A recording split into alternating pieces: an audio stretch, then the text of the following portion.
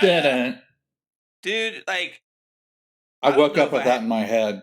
I don't know if I had no expectations or if I just didn't think, but this, like, I couldn't ask for this to be any better. These 2 episodes were so good. Do you agree? Come on. It's exactly as we remembered it. But like streamlined and better. Yeah, it's right. But the way we remembered it, this is actually better than what it once was. Yeah, they watched. So they took all the episodes, they watched what they did, and then they said, what's the best part about this? And here's here's the best part about the X-Men: family drama, weird romance, right, action, constant bizarre love triangles. Yeah, bizarre love triangles, constant plot twist. And every episode is going to give you a zig and a zag. And these 2 give you this, like, just did everything so well. Almost to the point where I got emotional. And we'll talk more about that later. But again, like, they hit this out the park. And I don't know why they're not amping this up more. They should be advertising this and making a big stink about it and making this the biggest thing ever, because it's great. It's absolutely fantastic. And this is the way to go. This is the way they need to go. They're doing a lot. They're doing a lot with it on the socials. They've added a new Instagram account called Previously on X-Men. Ooh, nice. Yeah. Even so Marvel Snap is doing it. Yeah, Marvel Snap's doing it. Yeah, yeah, they're doing an event called X-Men versus Avengers right now. Cool. I'll have to check that out. Yeah, so they're doing some stuff, but like the sheer success of this is so good. Now I do have some gripes, and we'll get to those. But overall, I can't complain too much. This is perfect. Like, I was watching the first 2 episodes, and I was like, I would sit here and watch all of them right now.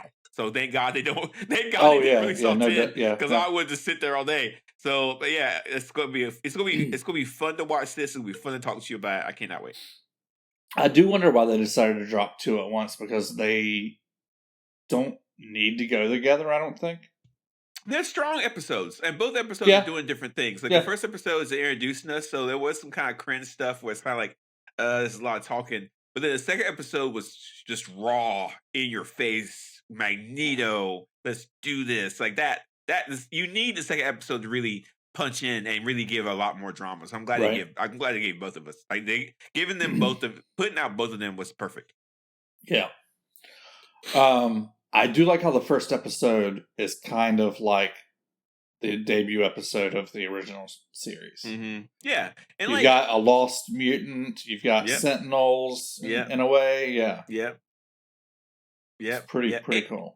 Yeah, and like my favorite part, this is where I knew the show was going to hit it, is when Scott's on the ground and they took off his visor and everything. He's like, "No, please don't." And he's not, and it's awesome like that. Okay, yeah, they did that. That's a callback to the original series where he did the same thing. There's another callback in the original series. Jubilee says, it's not my fault. I was born this way. We talked about that last week. But this time, Roberto says basically those lines. He says, I was born this way. Yeah. Yeah. So it's pretty cool. Really good. And of course, you know who Roberto is? Sunspot. He's Sunspot. So that's going to be one of my favorite cards in Marvel Snap. Yeah. And we did talk. I did predict. And that's the only way that I know Sunspot. But I did predict that since Magneto was coming back, that we have some new mutants, and Sunspot is a new mutant. So yeah, I nailed it. So let's kind of go down the show. Look, I got some show notes. So let's just help us with our conversation. Let's hit the show notes and talk about everything. So we got Sunspot, and also we had Mastermold showed up, and again, that's a callback to the original comic. I was wondering what they were saying. I couldn't really. What's Mastermold? Well, Mastermold from the comics is a big Sentinel that birthed little Sentinels. That's basically what it is. So that Sentinel creature, that Sentinel can create more. And so again, we talked about this a little bit, but I talked to you about House of X, the graphic novel and the stories they've been putting out for a couple of years now. How the X-Men were dealing with that's Scarlet Witch in it, right? House of X. No, kind of. That was House of M. So House of X is a little bit different. House of X was when all the mutants took over Krakow and let be a mutant haven, which they're kind of doing in the show, in the cartoon. But the X-Men dealt with the Sentinels, and it's really interesting how in the comics they connected generative AI, artificial intelligence, and the idea was that Are you banging your table? Oh, I'm sorry. As long as artificial intelligence, because I was trying to make a point, when artificial intelligence shows up, it always tries to kill the X-Men because it creates Sentinels and stuff like that. And so I think that's a storyline they're going to pull off because Jean had that sort of vision, and I think the Sentinels are going to be a whole thing. Right. You better prepare yourself for a Days of Future Past episode because it's coming. As long as it's good. As long as it's good. Yeah. Yeah. What else in the first episode? What else in the first episode did you think about caught your eye? It's kind of they kind of blur together since they released them back to back. I think the stress that Scott was having as being the leader of the X-Men was really interesting, and I like the idea. I think it's interesting how he's not annoying as much as he was in the original animated series. No, completely agree. I liked him. He's kind of cool in this. Yeah, I like this character a lot. And the voice acting helps, but also just he's making the right decisions. He's thinking the right ways. Mm-hmm. I like if you watch him use his powers. It's pretty rad. Like when he was fighting in those goons, he would shoot his optic blast. They would push him, and he'd use that to move. Right. And of course, when he jumped out the plane and like just blasted the ground so he landed, that was like the best thing I've ever seen in my life. Actually, it was amazing. Yeah, I mean, doesn't he do something like that in the introduction? Actually, yeah, kind of. Yeah, and listen, isn't he kind of like eye surfing? Yeah, and there's a big Cyclops fan base out there. You can go to Reddit. Yeah. I forget what it's called, but people love Cyclops as a character. It's a huge thing. Right. So I think he's being represented very well. Yeah, for sure. And also, I mean, let's look at all the drama, man. You got Wolverine, crushing on Jean, but she's pregnant with Scott's baby. Mm-hmm.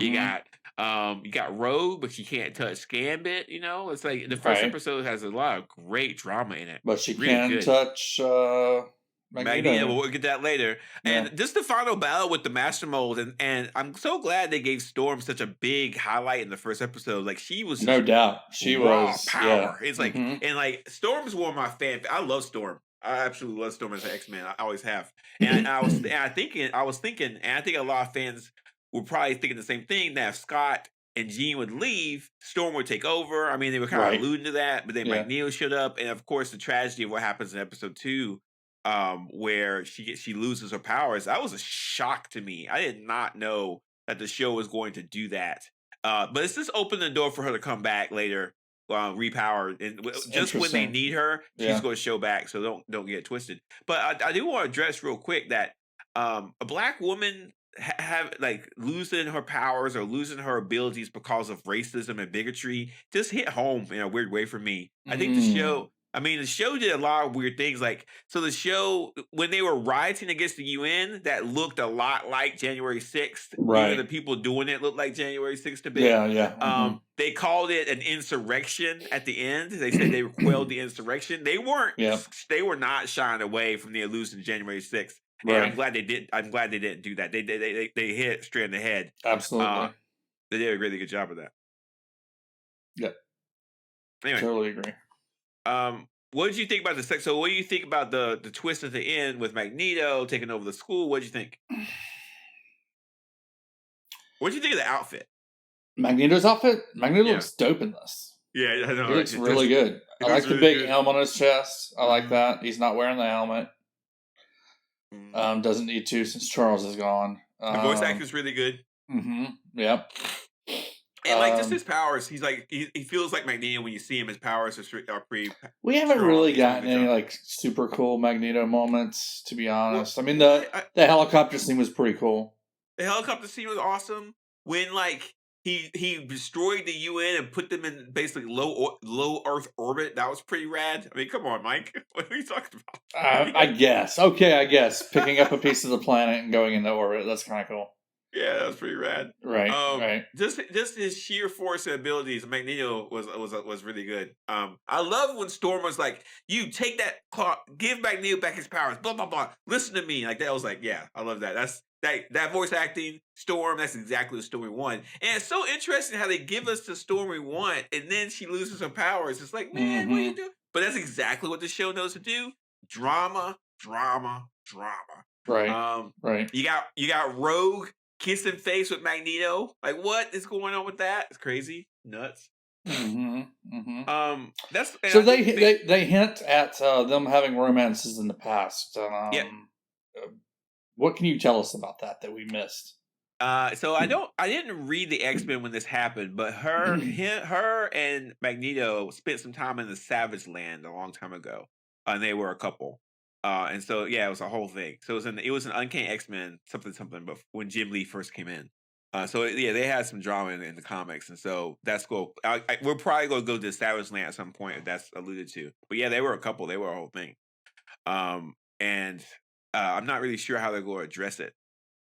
But I liked it. And there were several moments where you can sense where she's like, first she's like, "Hey, let's give him a chance," and they the camera shows Gambit and just his reaction and I mean, the show it's interesting. Yeah, the show did such a good job highlighting their romance the first episode, and then they brought in a problem for them the second episode. Nothing's safe, Mike. There's gonna be a problem all the time with the show. Every 5 seconds, there's gonna be something to deal with, and that's exactly what they need to do. It's going to be more of a soap opera than it's going to be action and superhero show, which is just fine with me. Yeah, I mean that's definitely flavors of the original animated series.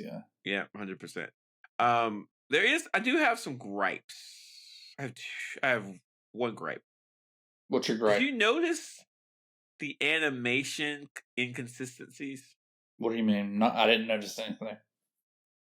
It's hard to explain. There will be scenes where the X-Men cartoon looks like it's produced by one group of people, and then the scenes where it looks like this group is produced from a second group of people. It looks like there's two teams. Like one team is doing stuff for action, and one team is doing stuff for just regular stuff. I can't describe it, but if you really look hard, you can see these subtle, and I think most people don't care, but you can see that the animation just isn't consistent throughout. You didn't notice that at all? I didn't notice that, actually. I'll have to take a second look at it or pay attention to it in the third episode.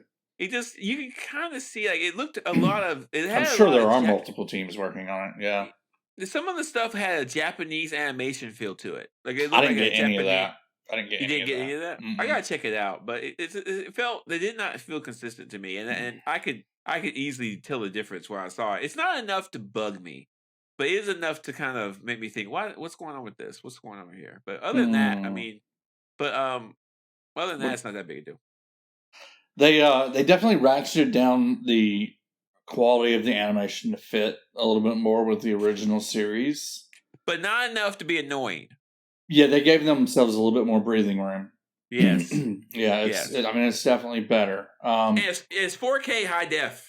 So right. So 4K high def widescreen, it looks way better. I will say, I got my kids to watch this with me. They like it? And my son spent almost the entire time complaining about the animation, how stupid it looked, and how how it looked like it was 10 frames a second. Yeah. So, what's your daughter say? She was better, but neither one stuck around for the second episode. What do they want? What do these young people want? Wait, what do they care about? Do they care about anything? They're big into anime, so... Do they have any love in their life? Do they have any desires and fears? Like, this looks old to them. How could you not watch this and enjoy it? It's old, dude. It's so stupid. Well, I don't care. I don't want that generation to like it. I hope that generation never feels. I hope the generation never feels love and happiness, because it's for me. It's for me and my generation. Yeah. This X-Men 97 is for us, Mike. No one else. That's right. If you're 40 and over, this is for you. Disney's making this cartoon. I mean, it for sure is, right? Yeah, they did that. We are the target audience. Yeah, 100%. I don't even care if nobody else likes it. I love it. It's fantastic. Yeah, But they did actually watch an episode, so that's something. That's something. That's something. Yeah. Yeah, there's a whole thing with these like K-dramas. Have you heard of these K-dramas? Yeah. My wife watches those. Oh my god, dude! I used to watch some of them. How bad are they? They're bad, dude. They're bad. It's always there's like 3 problems that every one of them has. Either someone has lost their memory, or someone doesn't happen. That doesn't happen in real life. Or someone has been hit by a car or something. That happens all the time. Or they have eye cancer. Eye cancer? Yeah. Wait, something wrong with their eye. There's something wrong with their eye. A lot of times it's cancer. And it makes them go blind or something. You heard about that one girl in Japan one time, right? That she lost her sight because she didn't change her she didn't change her contact lenses out. Did you hear about that? I did not hear about that. But that's, amoebas ate eyeballs. Ooh. Yeah. Yuck. That might be an urban legend, but it's like one of those like. Well, they say people that like irrigate their sinuses and wash their eyes, you should not do that with tap water. Oh yeah, there's stuff in there. Who washes their eyes out? I don't know. I mean, people with contact lenses, I guess. Oh, see, that's why you shouldn't wear contact lenses. Wear glasses. Yeah. Anyway, prediction time. Mike, you want prediction time? Did you have a second gripe, or what was your second gripe? I did have a second gripe. I don't know what the second gripe was. Okay. Just one gripe. You ready for predictions or not? Let's see. Yeah. Okay. Now you saw. No. We got to talk about so someone shows up at the end of this episode. At the end of the second episode. Yeah. And I'll give you. It just looks like another Jean Grey. I don't know who this is. Now, if you notice, Mike, does Jean Grey have a twin sister? No, at the very beginning, at the title screen, you saw Morph, right? Yeah. Now, remember that there was a sinister laugh, and it was Mr. Sinister kind of like in the background. Did you see that? I don't know that. Okay, well, it's Mr. Sinister is an X-Men villain, and he cloned Jean Grey at some point and replaced her, and her name is Madelyne Pryor. Madelyne Pryor actually has Scott's baby, not Jean Grey. Whoa. Okay. So the question is the Jean that we've been hanging out with for 2 episodes Jean Grey, or is it Madelyne Pryor? Oh. That's what this 3rd episode is going to be about. And I guarantee you it's definitely going to be a mess. It's going to be crazy. Cray. Be super fun. So when did this Jean Grey get slipped into the mix? Like how? Around the Phoenix Saga. Oh, okay, and that did happen. That did happen in the original animated series. Yeah, and remember they alluded to it in episode 2 because he was holding the old costume. Right. So yeah, they're going to do it. They're going to talk about, and if they talk about Madelyne Pryor and they're talking about Nathan, they're talking about Cable, and so we're going to get some time traveling. Nathan is the name of their baby. Yeah, Nathan is Cable from the comics, and Nathan Summers is Cable. Yes, and he's got to go into the future, and that's going to happen, which is going to be rad. So I can't wait. I get Cable and Bishop mixed up. That's fair. They're both old guys with guns, so that's fair. And they're time travelers. They're both time travelers. But I'm glad they brought in Bishop in this episode because in this series because there's going to be some time traveling involved. It's going to be rad. It's going to be really good. Yeah. I can't wait to watch it. And the whole thing with Cable, with Nathan, Cable, Sinister, Madelyne Pryor, because Sinister wanted Scott and Jean to have a baby because he thought that their child would be strong enough to defeat who? Magneto? No, Apocalypse. We've talked about this. Do you take notes during class? Do you write down? No. No. Yeah. Okay. Well, anyway, that's what's going to happen. We're going to get Apocalypse at some point. Who is Apocalypse? I'm not. You're playing, aren't you? Is he a Celestial? No, Mike. We've talked about that. You're playing. You know who Apocalypse is. I don't know who Apocalypse is. You do. We watched the movie X-Men Apocalypse. You watched the movie. Oh, you said you did. X-Men Apocalypse. Oh my God, Mike! Come on. I know that we watched that movie. I'm trying to remember who the bad guy was. Apocalypse. Oh, yeah. That he was actually one of the better villains. How did I forget him? That movie was pretty bad. If you're listening and you want to be a host on the Super Show podcast, please send Mike your resume. He's going to need a host to replace me. No, we gotta have me here to ask you all these questions. Requisite skills. You need to have a patience like Methuselah and know about comics. Anyway, so Apocalypse going to show up. We're probably going to get. That was a bad movie. Yeah, it was. It wasn't great. We're probably going to get a lot of. But Apocalypse was good. Apocalypse was good. So how's he fit in here then? Well, it's fated that Apocalypse is going to take over the world. So the idea is in one of the futures, in a future, Apocalypse takes over the world. Okay. And then Cable, it leads a group of people to try. Oh, okay. So Cyclops and Jean Grey, they believe that their kid is the only person they can defeat. They don't know anything about this. Oh, this is Mr. Sinister believes that their kid is the only one that can defeat Apocalypse? Yes. Okay. Yes. So it's going to be a whole thing. Anyway. I'm really looking forward to this. Like, I was super surprised how good this was. And if you look at Rotten Tomatoes, I think it's broke a record. Hang on, let me actually look this up. It was like 100% on Rotten Tomatoes. Is that even possible? It's pretty rare. Let me check real quick. Pretty. Excuse me. Pretty rare. It is 100% right now. That's crazy. Yeah. Yeah. And I agree with it. How can you not? It's really good. Yeah. Yeah, I don't. There's no. I mean, even Morph. Morph was annoying in the original, and he's pretty cool in this one. Yeah, well, first of all, Morph is not a he; it's a they. Sorry, yeah. They are they. And I like that. They're non-binary. Yeah, I know some people are like whatever. Like if you could change your look to be a man or a woman or whatever you want, then you can't really have a gender. So just calm the hell down. Like just calm down. Like you can't say, "Oh, listen, shapeshifters have to have gender." No, they don't. Like what are you talking about? Like gender's a weird thing anyway. Like if I could shapeshift, I'd be a woman in a second. Like, well, I mean, Morph is definitely gender fluid. Yeah, of course. So. And I like the fact that they change all over the place. So, and it's a good thing that they did that. I'm glad they did.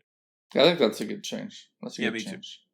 100% Rotten Tomatoes. And like, listen, guys, check it out. Watch this movie and watch this show and get other people to do it. And I think Disney Plus needs to be listening to this and understanding that their animation, production stuff, if it works on the level for X-Men 97, listen, we need X-Men 98. We need X-Men 99. We need X-Men 2000. Give us those every year. Oh man, X-Men 2000, that would be awesome. That would be rad. X-Men 2000. Or, So they can have a lot of fun with this. X-Men 2000 would be good because they should actually... but never mind. I'm off by 20 years. Yeah, you are. We are. Please remember that the year 2000 was 23 years ago. Yes, I'm off by a lot. Anyway, hey, who's the X-Cutioner? He's just a B-list comic villain. Like it's exactly what you saw in the show. That's what he is in the comics. He just kills mutants, but he uses certain different weapons to do it. So it's just a whole thing. But yeah, so that's the guy with the bird mask, bird head, the bird mask. Yes, him. So yeah, was Friends of Humanity, is that from the comics or is that made up for the show? You know what? I don't know. Hang on. I think it might be specific to the cartoon. I'm going to find out in a second. Friends of Humanity. I kept seeing FOX. I'm like, what is that? It is from the comics. Friends of Humanity is from the comics. They came out. They're actually a Captain America villain. Interesting. Guess when they first came out? I'm going to go with the 70s. X-Men. No, it's X-Men. Uncanny X-Men. 1992. Oh, wow. Okay. So it fits in this wheelhouse. Yeah. Yeah, not too far away from 97. No. And of course, we talked about a lot of the themes and stuff that mutants and X-Men represent, and the cartoon did not shy away from all of it. Really, really good. Mm-hmm. One of the most touching things was when Storm and Jean were talking about her having a baby and stuff like that. I thought that was really well done and just soft and nice. And I just think they just did a great job. They did a great job. Yeah. Any other predictions that you had? No, predict a lot more drama. Predict, this constant drama one after the other. Predict that you might see Iceman, you might see Angel/Archangel. You're going to see a lot more. You're probably going to see more New Mutants show up, and if this show is on the path that I'm thinking, the last episode 10, is going to be a cliffhanger, and it's going to be awesome. So just keep your heads up. It's going to be great. We're going to talk about every episode. It'll be super fantastic. I cannot wait. How many episodes do you think it's going to be before Roberto comes back? Oh, like 4 or 5. You think halfway through? Yeah, I kind of feel like the show is going to create the infrastructure for the New Mutants, and if that was smart, they might make a whole spinoff of the New Mutants, or Generation X, which was also a comic for a while. So they could do a couple of different things. We'll have to just wait and see. Okay. Which do you think is Madelyne? Do you think the one that knocked on the door is Madelyne, or the one that's been there? I don't know. I have no. If it's comic accurate, then the Jean that we've seen for the last 2 episodes is actually Madelyne. Now, Madelyne didn't know that she wasn't Jean Grey, right? She thought she was Jean Grey. I think she did think she was Jean Grey. I have to check that out. I didn't read the comic about that, but I need to read up on that. I'll read up on that for the listeners and find out more information. But I'm not really sure. Right, because she seems, No, she seemed great. It's going to feel like a betrayal when we find out she was a clone. Right, yeah. Wow. All right, Mike, that's all I got. You got anything else? I don't have anything else. That's it. You ready for some news you can have used? I am ready. Mike, who is Franklin Richards? I have no idea. Franklin Richards is Reed Richards and Susan Storm Richards' son. He is also a mutant, a very powerful mutant. Does he have a name that we might recognize? Yes, Franklin Richards. No, I mean like a superhero name. Yeah, Franklin Richards. He's a kid. And he's going to be in the Fantastic Four movie, apparently. That'll be fun. He doesn't become, what's his name? He doesn't become anything. He's a kid. He has no name or nothing. He's like 10 in the comics. Maybe 15. All right. Super young. And in the comics, for some listeners, in the comics, he created an alternate universe where a bunch of superheroes stayed for a while. Heroes Reborn back in the early 2000s or 90s. Long story. I can't even get into it right now, but it was really fun to read. Franklin Richards is very powerful. He's definitely a mutant, which is kind of weird. He's 10 years old? He's like 10, 12. I'm not sure how old he is in the comics, but he's extremely powerful. And he's very powerful. And he's a mutant, 100%. Yeah. Don't mutants usually get their powers around puberty? Some do, some don't. Some mutants are born with powers that come out automatically. It just depends. Not all mutants. Some mutants express their powers immediately, and some express their powers over time. Okay. Anyway, super powerful. So he's going to be in the Fantastic Four movie, which I'm excited about, and hopefully they address the whole mutant thing, and I think it'll be fun. And also the whole mutant thing. Well, he's a mutant, so maybe they'll talk more about mutants in the Fantastic Four movie. Okay. And this is weird. I'm not sure how I feel about it, and you're not going to like this, but 2 Disney Plus shows are okay. They're actually been greenlit. We talked a little bit about shows going away, but these 2 shows are actually coming out. And I didn't know that one of them was a show. Wonder Man and Ironheart. I thought Wonder Man was going to be a movie, but now it's going to be a show. And I thought Wonder Man was always going to be a show. I don't know, but I guess they're in editing. I need a host with the memory over here. Come on. But they're in the editing phase. So, I mean, they're working on it. They're finished. Yeah. I don't even know if I want to watch it. Nope. I mean, Wonder Man, I can't get over that name. Yeah. And, you didn't like Ironheart from Black Panther 2, so. Right. I mean, I was excited when you were describing what the Ironheart show was going to be like. And then I saw still be like that. I mean, I don't know, but just I didn't like her appearance in the Black Panther sequel. That's fair, but we don't know how it's going to work out. So let's give it a fair shot. Okay? Maybe it'll be better. Hopefully, it will be. If it's not a distraction of the plot of a movie that it's in, maybe it'll be better. Maybe. The more I think about Wakanda Forever, the less I don't like it. I might watch it again to see how I feel. That's our news you can have used. Just 2 short things, no big deal. Yeah. So, Mike, we've got a lot of X-Men to talk about. It's going to be super fun. I cannot wait. So, listeners, we have old episodes of a discussion about all the X-Men movies. We did all of them. We actually have a preview episode for the X-Men cartoon. And we have a lot of episodes about just Marvel stuff in general. You should go back, take a look. Mike, is it easy to search for old episodes in the podcast apps and stuff? It's pretty easy, yeah. What do you have to do? Just type it in. There you go. I mean, what are you searching for? I'm searching for, I'll be searching for, I don't know, Apocalypse. That I don't know. I don't know. Can you make hey, I'm doing something for the listeners. Mike, in the show notes, can you make a playlist? What are you talking about? Just a bunch of links to old episodes. Oh, links to old episodes. Yeah, I can probably do that. Yeah. All right. So Mike has agreed, ladies and gentlemen, and people who don't identify as other genders, to put a little playlist in the show notes so you can go back and listen to episodes. It'll be fun. Just make it X-Men specific. We'll do like top 3 or top 5. Do 5 at least. 5. Yeah. 5. Yeah. 5. It's just links, Mike. There's links. You know? So how can our listeners share this glorious work that we're going to do? How Hit can that share button. Share button's always there. Share button's your friend. Just hit the share button, share it with people. Say, hey, I know I shared this with you before when I was watching. What were they watching? The Marvels. Yeah. And you didn't like the Marvels, but you liked this X-Men 97 cartoon. Check out this podcast. And I shared with my IT department at my job a link to an app I need for work, and they said I can't install it in my work computer. They said no. They said that you can't, share files from one device to another device if that device is not a work device. And I was like, what about my phone? And what about my iPads? And they were like, well, that's different. And I was like, you guys are full of it. IT department just loves power. They just love power. They don't care. They just say no to say I'm in charge.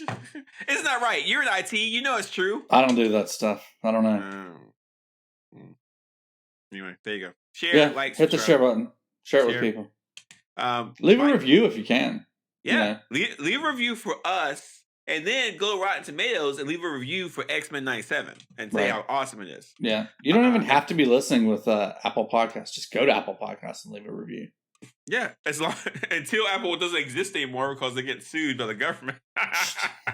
Just what I needed. Their stock went down $75. Yeah, it went down a lot. Yeah, it's fine. It's Apple. They have trillions of dollars. They'll come back. Anyway. It'll be fine. All right, guys. We'll see you guys next week for more X-Men 97.